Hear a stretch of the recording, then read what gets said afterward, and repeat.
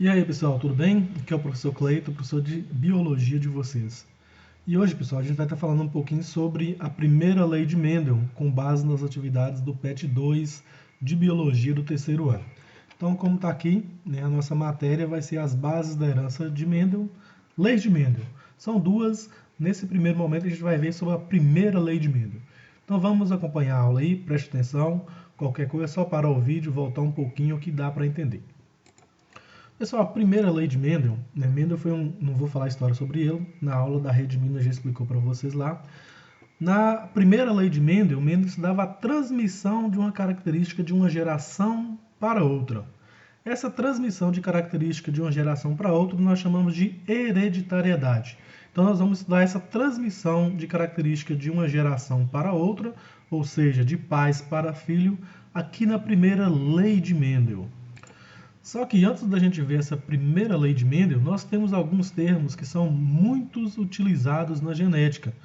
E eu até coloquei no grupo para vocês quais são esses termos. Vamos dar uma olhadinha nesses termos para vocês não ficar muito confusos aí, esses termos usados na primeira lei e na segunda lei de Mendel. Então é um termo que a gente vai utilizar bastante. Recomendo vocês terem em mão para estar acompanhando aí durante as atividades. Pessoal, então vamos lá.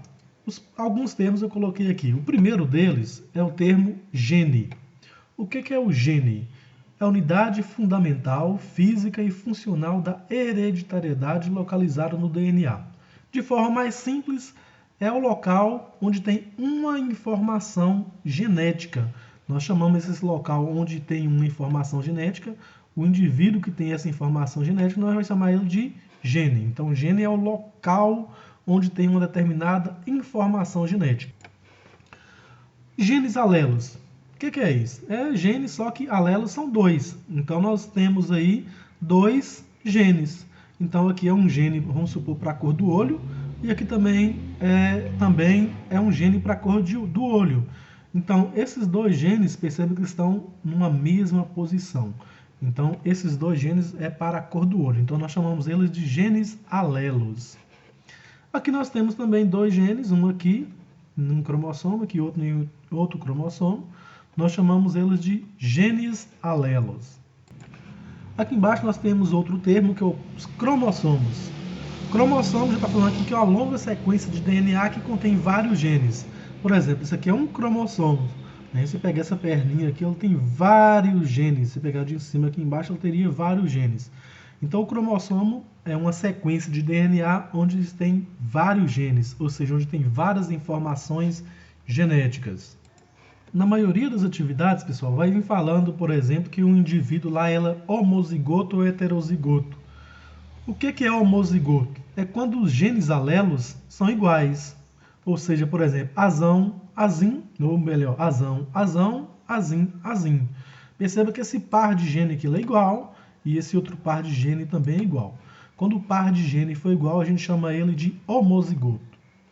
Já quando os genes são diferentes, o par de genes são diferentes, são genes alelos, porém, esse aqui é para uma característica, a cor do olho, por exemplo, daqui é para outra cor do olho. Então, é para a mesma coisa que a cor do olho, porém, com informações diferentes. Então, nós falamos que ele é heterozigoto. Vocês podem ver falando aí também, pessoal, que o homozigoto, o indivíduo é puro, porque não tem mistura. Já heterozigoto pode vir falar que ele seja híbrido, tranquilo? Puro, ele é homozigoto, híbrido, ele é heterozigoto. Usa-se também o termo, pessoal, dominante. O que é o gene dominante? É aquele gene que tem mais poder sobre o outro, ou seja, ele vai se manifestar sobre o outro. Vamos analisar esse gene aqui, por exemplo. Aqui nós temos um gene azão, a letra maiúscula e a letra minúscula. Essa letra maiúscula representa o gene dominante. Esse aqui é um gene que nós vamos falar aqui que é o recessivo. Ou seja, nessa manifestação, esse gene recessivo aqui, o azão, supondo que seja para olho preto, e esse aqui para olho azul. Então, esse gene para olho preto vai dominar esse geninho aqui. Então, a cor que vai manifestar, que a gente vai ver no olho do indivíduo, vai ser a cor preta. Ou seja, o gene dominante é o azão e o gene recessivo, que é aquele que foi dominado, é o azim. Tranquilo?